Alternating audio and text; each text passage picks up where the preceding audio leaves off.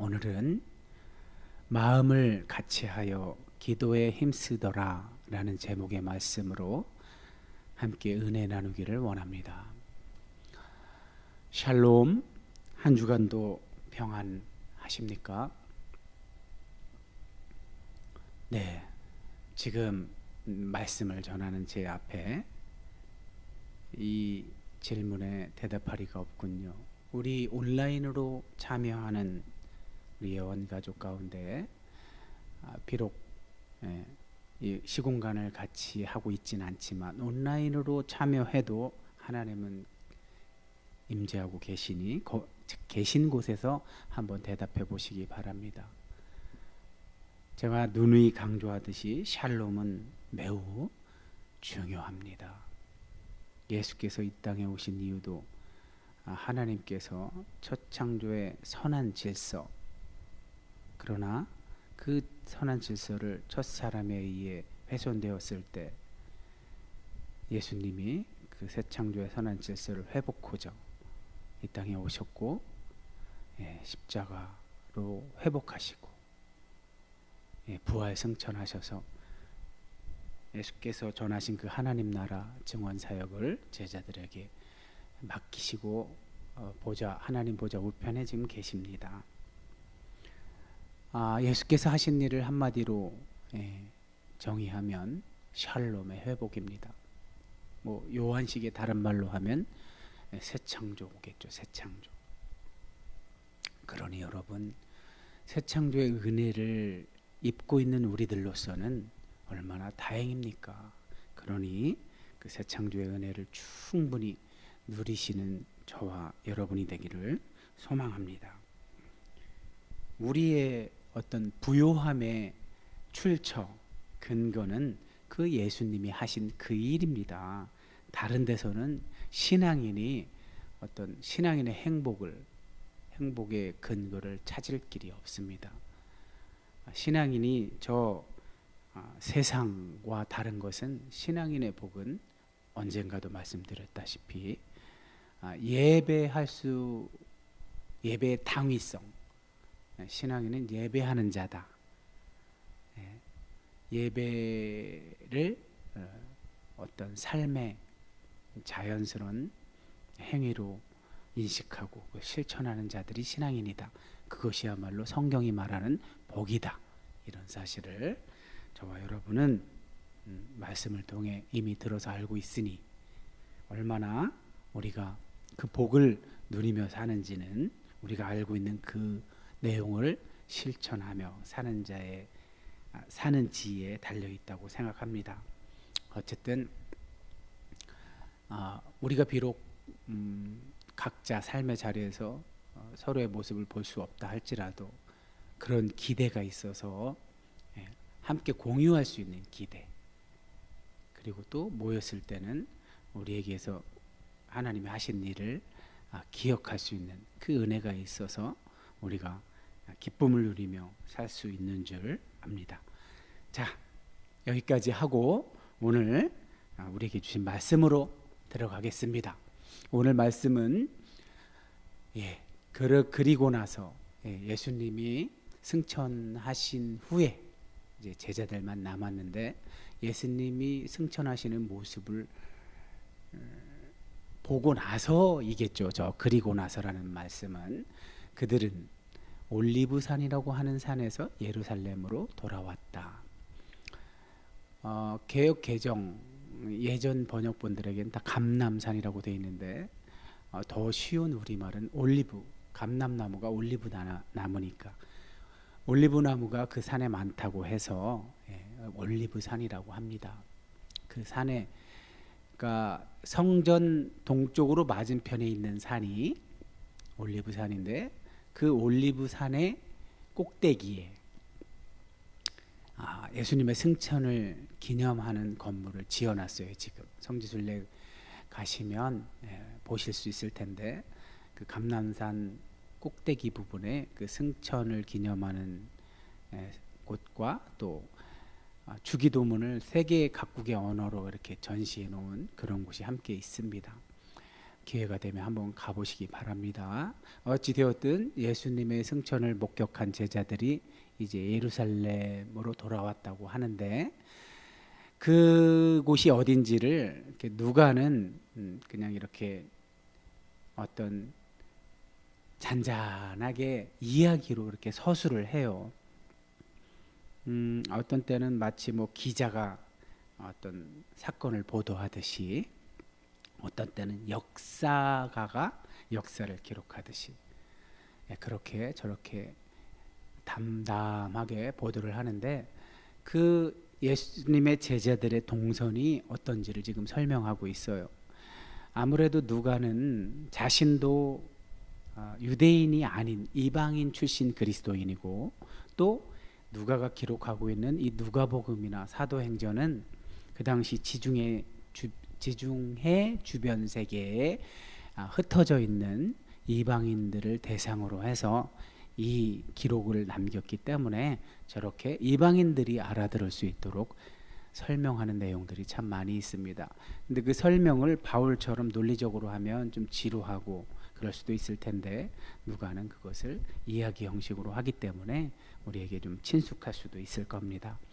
자, 그 산, 올리브산이 예루살렘에서 가깝답니다. 어느 정도 가깝냐면은 안식일에도 걸을 수 있는 거리에 있다고 합니다.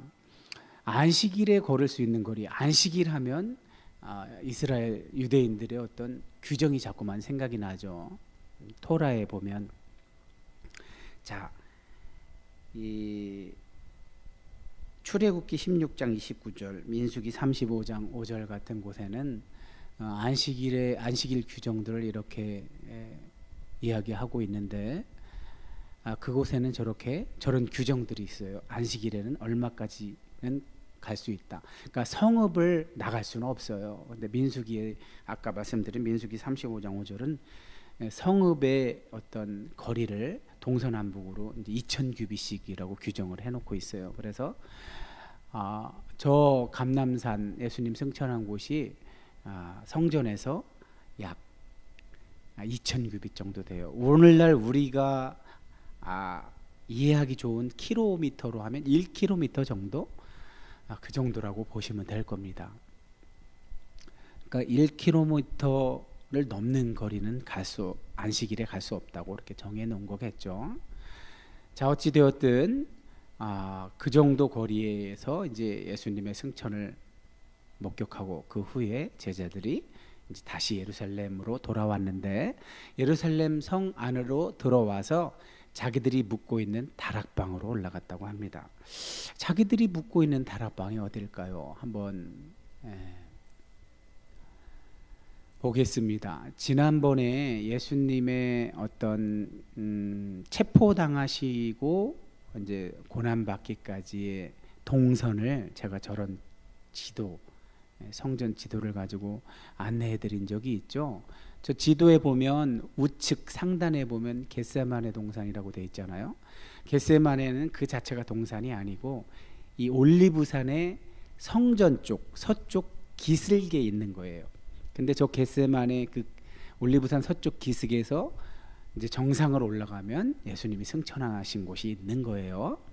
자, 지금 동선이 어떻게 되냐면 저 1번 화살표를 보시면 저 겟세마네 동산 그 산에, 그러니까 겟세마네가 올리브산 기슭에 있다고 그랬죠. 정상까지 올라가면 이제 오늘 본문이 말씀하고 있는 그 예수님 승천하신 곳이 있는 거예요. 거기서 이 겟세마네 이제 성 안으로 오려면 저 동선을 따라 오는 거예요. 겟세마네 자주 기도하셨던 그곳을 지나치셔서 저 기드론 계곡을 따라서 1번을 거꾸로 오면 됩니다. 기드론 계곡을 따라서 이 지도 하단에 저 뾰족한 곳이 실로암 연못이에요. 저길 돌아서 이제 이렇게 좌측 하단에 다락방이라고 하고 최후의 만찬이라고 써 있죠. 예, 저기가 이제 흔히 전승에 의하면 마간의 집이라고 합니다. 저기를. 그러니까 마간의 집은 많이 부요하였다고 합니다. 성 안에 있었고 꽤 큰 집에 있어서 이따 보면 120명 한번 볼까요? 예, 이 요한복음 할 때 13장에 보면 우리가 그때 저녁 만찬 드실 때에 예수님은, 그러니까 요한은 특별히 성만찬 의식을 보도하지 않고 저렇게, 예, 아, 여기는 안 나오는군요. 세족식을 대신 하시죠. 어찌되었든, 예, 저 저녁 만찬 했던 자리도, 예, 마가 요한의 집이었습니다. 그 집 2층이 꽤 넓게 되어 있는데 저곳에서는 뭐 기도도 하고 말씀도 듣고, 그러니까 좀 부유하게 살아서 꽤 넓은 공간이었던 것으로 보입니다. 자, 그런데 오늘 말씀은 가룟 유다를 제외한 저 때에 요한복음 13장에서 유다가 이제 사탄이 그 속에다가 예수님을 팔려는 생각을 집어넣어서 이제 유다가 이렇게 자기 할 일을 하려고 나가면서 뒤돌아보는 그 장면인데, 지금 예수님의 승천을 목격한 후에 돌아온 제자들, 이제 유다는 거기 없겠죠. 이제 유다는 저때 나갔으니까 유다를 제외한 11명의 제자들이 자, 이 마가의 다락방에 모였다고 합니다.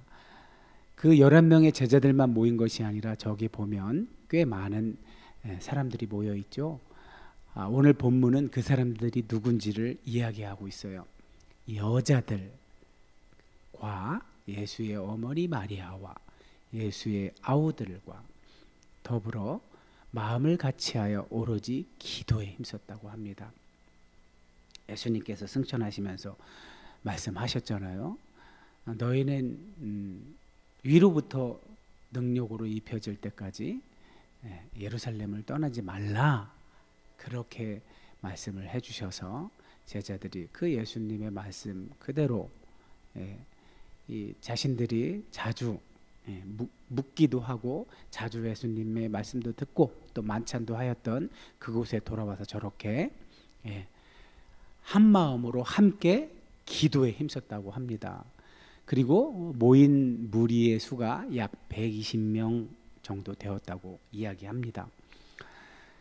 그러니까 성경에서 구약이건 신약이건 어떤 숫자가 나올 때 너무 집착하지 않으셔야 돼요. 왜냐하면 그 숫자가 문자적인 의미로도 쓰일 수 있겠지만 사실 성경에 나오는 대부분의 숫자들은 상징적인 의미가 그 안에 들어있는 경우가 되게 많아요.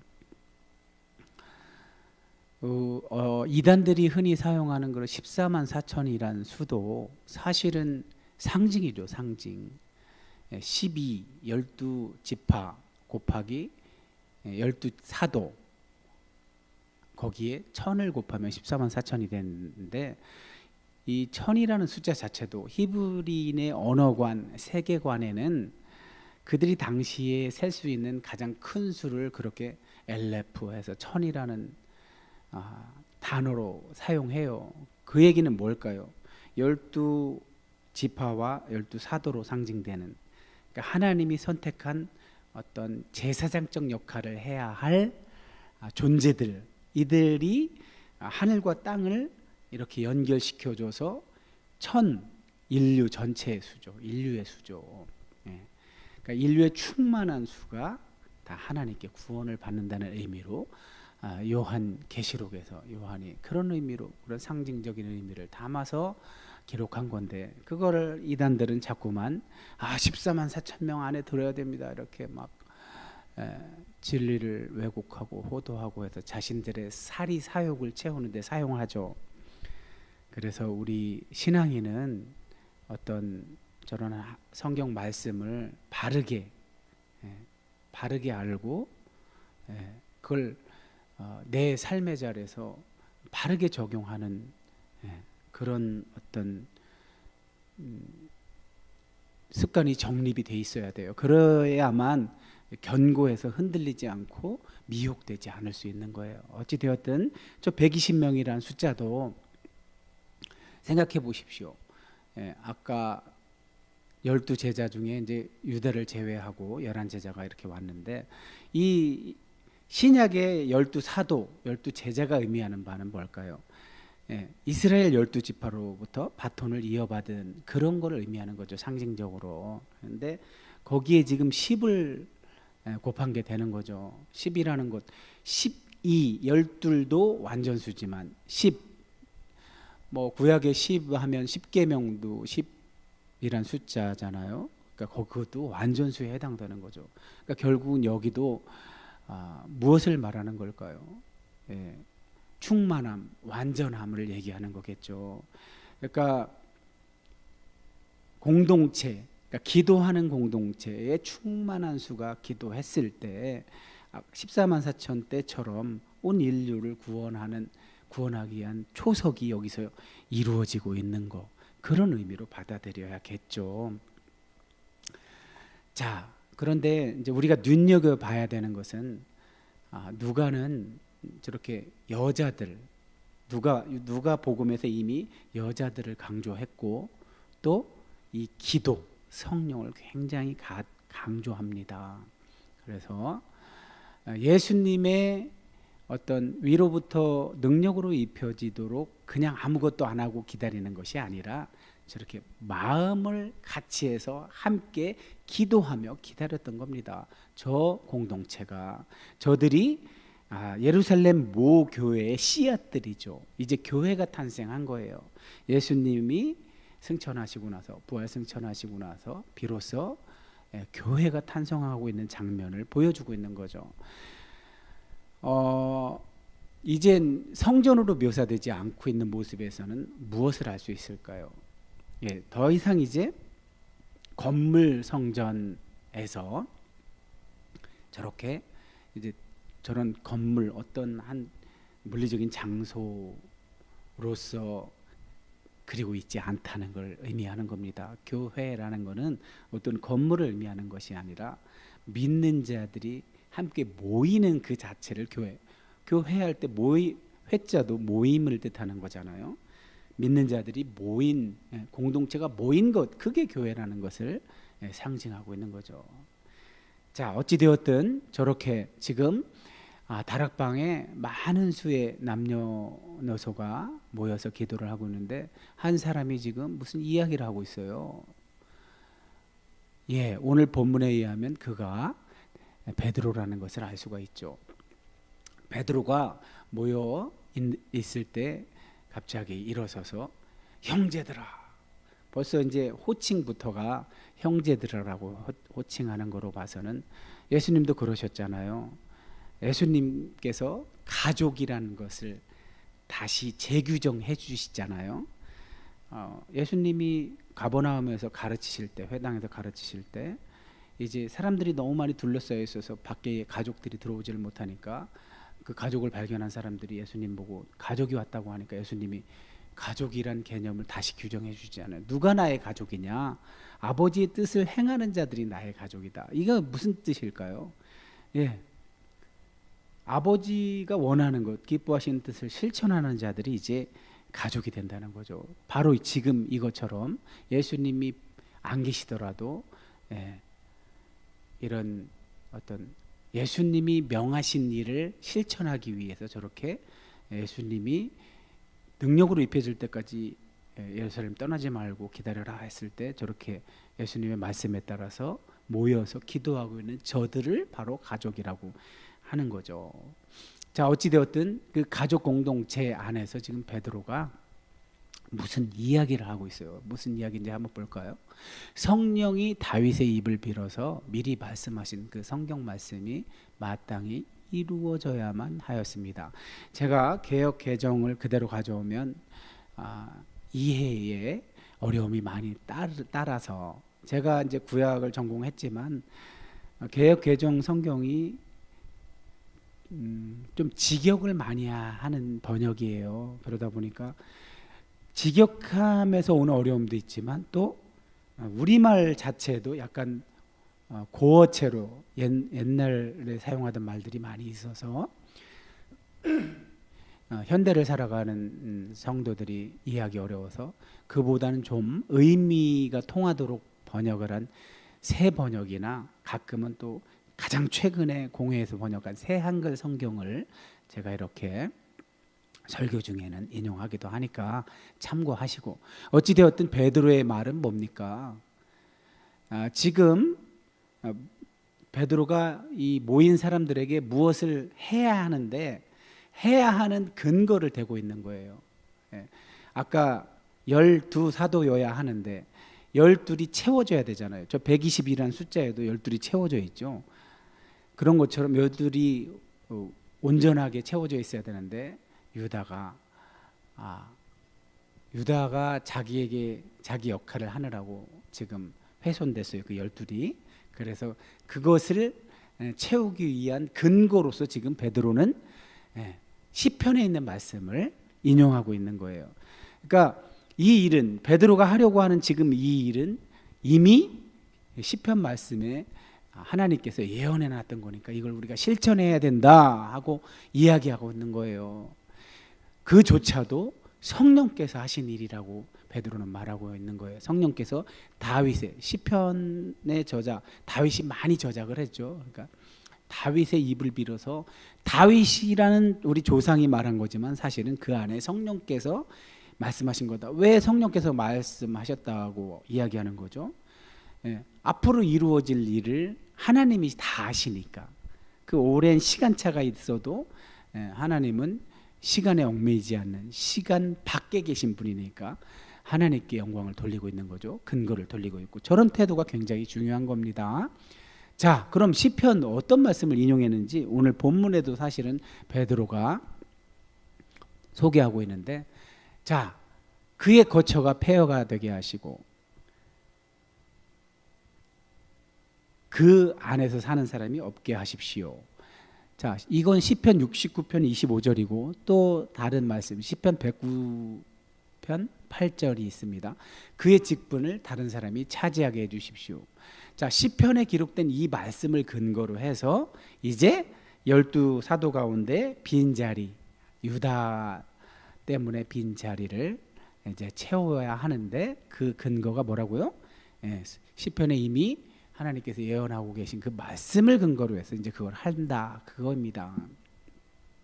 그런데 조건을 제시해요. 베드로가 어떤 조건을 제시하고 있나요? 늘 우리와 함께 다니던 사람 가운데서 한 사람을 뽑아서 우리와 더불어 부활의 증인으로 삼아야 할 것입니다. 그러니까 조건이 뭐예요? 예수님의 공생애를 함께한 사람 가운데서 뽑아야 된다는 거예요. 아무래도 저거는 수긍이 가는 이야기죠, 그죠? 예수님의 공생의 기간을 함께 했어야만 예수님의 가르침을 바르게 실행할 수 있는 자격이 주어지겠죠. 물론 사도 바울이란 아주 특별한 역할을 한 사람도 있지만 어찌되었든 지금은 베드로는 모든 근거를 성경 말씀에서 가져오고 그래서 권위를 지금 자기가 하는 일에 권위를 부여하고 있죠. 그래야만 모두가 인정하고 또 저렇게 기록이 되어 있으면 시공간의 격차가 있는 우리들도 이거는 하나님이 시키신 일이구나 하고 인정할 수가 있게 되는 거죠. 자, 어찌 되었든 조건이 뭐라고요? 예수님의 공생애 동안 함께했던 자들이 그 중에 한 사람을 뽑아서 예수님이 시키신 그 일, 하나님 나라를 증언하는 사역 해야 한다 그렇게 말하고 있는 건데 베드로의 말 다음에 이제 오늘 본문 23절에서 26절에 이제 이 누가가 첨언을 합니다. 봉사와 사도의 직무를 위해 유다를 대신할 자는 예수님의 공생애 동안에 함께한 자여야 한다 하고 다시 한번 부연 설명을 해주고 있어요. 그러자 이제 베드로가 함께 모인 그 공동체 사람들에게 동의를 얻어서 제비를 뽑습니다. 아까 본문에 읽은 것처럼 아까 우리가 읽은 것처럼 두 사람을 선정을 해서 그 중에 한 사람을 뽑는데 오늘 말씀은 마띠아를 얻었다고 이렇게 말씀하고 계십니다. 자, 여러분, 그러니까 여러분이 성경을 읽을 때 어떤 숫자 혹은 단어, 우리가 교회에서 어떤 성경 공부를 하게 되고 또 그 성경 공부한 것에 어떤 결과를 알아보기 위해서 뭐 시험도 보고 할 때 저렇게 많이 문제를 내죠. 사실 뭐 이런 신학 공부한 사람들은 익숙하죠. 그런데 이제 우리가 여기서 주의해야 할 것은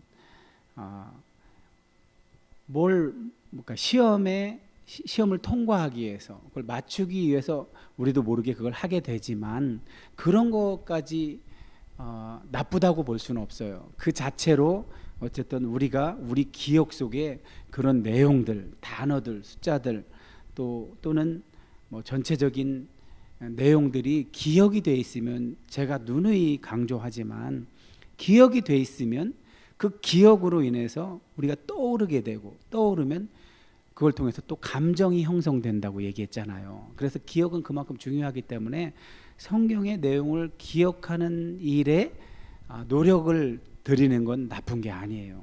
다만 무엇이 나쁘다고 그랬어요?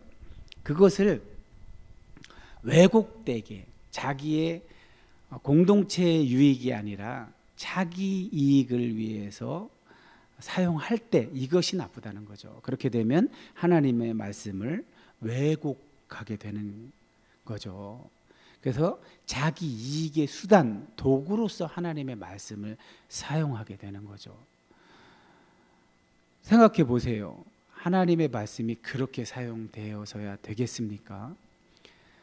그러니까 하나님 나라가 우리 삶에서 이렇게 재현이 되는 것은 그런 나쁜 목적으로 이용될 때 재현되는 것이 아니라 가감없이 하나님의 말씀을 그대로 전달할 때 그 말씀 자체가 하나님의 말씀이기 때문에 말씀이 사건이 되는 경험을 하게 되는 거라고 제가 반복해서 이야기하고 있잖아요.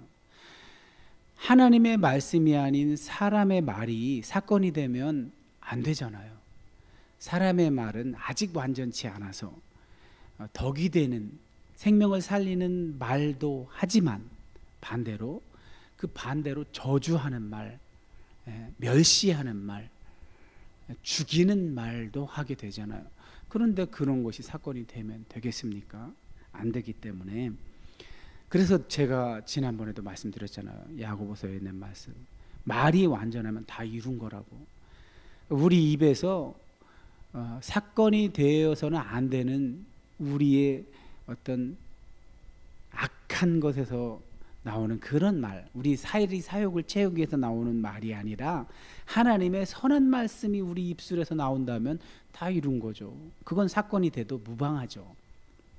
자, 그러니 어찌되었든 그걸 늘 점검해 보시는 저와 여러분이 되기를 소망하고, 무엇보다도 오늘 말씀 가운데 우리가 가장 명심해야 될 말씀은 이 교회의 탄생에서 보여준 모습이에요. 이제 더 이상 어떤 뻑적지근한 어떤 의미를 부여하기에 그럴듯한 저런 성전, 오늘날 우리들로 얘기하면 굉장한 건물, 아주 누가 봐도 아름답고 웅장한 그런 예술 작품에 가까운 건물이라고 해서 거기서 하나님의 임재가 있고 하나님의 말씀이 사건이 되는 경험이 있는 것이 아니라 마음을 같이 해서 함께 모여서 하는 그런, 하나님이 진정으로 하길 원하시는 그런 속에서 탄생했다는 것, 교회가. 그래서 교회 공동체는 그런 하나님의 뜻을 받들어 하나님의 말씀을 실천하는 모임이다, 이런 사실을 잊지 마시고, 그곳에서 가장 강조된 것이 무엇이라고요? 기도에 힘썼다는 것. 이 말씀을 여러분은 어떻게 생각하십니까? 하나님의 일을 감당함에 있어 능력이 요구되는데 그 요구되는 능력을, 위로부터 오는 그 능력으로 입혀지기 위한 조건이 기도였구나 하는 사실을 여러분은 깨달았습니까? 현대 사회로 오면서 특별히 이 부분이 많이 약화된 것 같아서 오늘 저는 한 번 더 이 말씀을 강조하고 싶어서 제가 오늘 말씀의 제목으로 주보에 올려드렸는데, 그렇습니다. 동기가 먼저 하나님의 뜻에 근거해야겠죠. 베드로의 말처럼 성경에 이미 미리 말씀했다, 이렇게 직분, 그러니까 메시아가 오실 때 그 메시아와 함께 사역을 하고 또 그 메시아가 한 사역을 이어받아서 할 자들 중에 잃은 자, 떠난 자가 하나 있을 텐데 그의 직무를 대신할 자를 뽑으라고 미리, 다윗의 시절이면 언제입니까? 대체 꽤 오랜 전에, 뭐 문자적인 숫자로 하면 1000년 전에 이미 다윗을 통해 그것이 예언되었고, 이제 그 일을 내가 실행하려 하오니 여러분의 동의를 구합니다 하고 말했던 것처럼, 동기가 이처럼 하나님의 말씀에 근거하고 그 말씀에 근거해서 동기가 선하듯이 그 동기를 이어받아서 실천하는 과정에서도 하나님이 시키신 방법대로 해야겠죠. 함께 마음을 같이 해서 그 동기가 변하지 않도록 왜곡시키지 않고 선한 뜻 그대로 마음을 같이 해서 기도에 힘쓸 때, 이제 다음 주에 우리가 함께 볼 말씀, 오순절 성령 강림 말씀으로 하나님께서 응답하게 되는 겁니다. 자, 오늘 말씀 제가 가장 강조했던 그 말씀, 마음을 같이 하여 기도에 힘썼다는 그 말씀을 오늘 여기서 지금 우리에게 주시는 말씀으로 받으시고 항상 그 말씀 실천하는 저와 여러분이 되고자 이 말씀을 전했습니다. 기도하겠습니다. 고맙고